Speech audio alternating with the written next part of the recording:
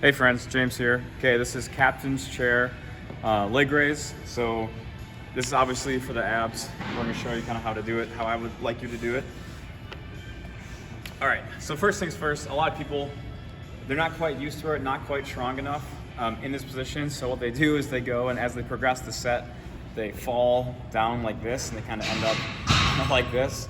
Not like necessarily the worst thing, it's just really uncomfortable and probably not the greatest. So you want to make sure you're strong enough and be rigid enough in your upper body to maintain this position right here. So just don't shrug down.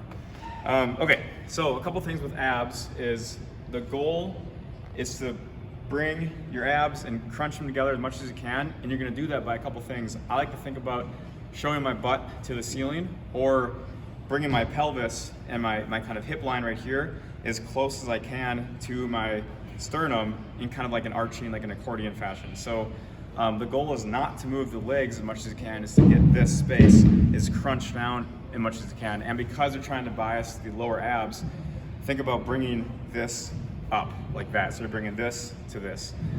All right, so what that looks like in practice, here, don't swing too much obviously, but just like that.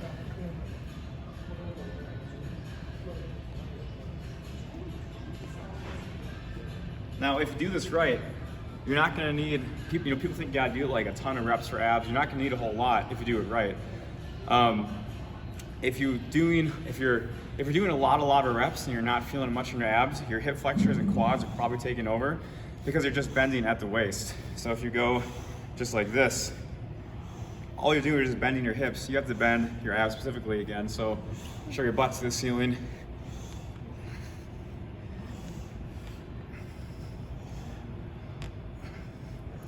Just like that. And done right, you should feel a pretty good contraction right there.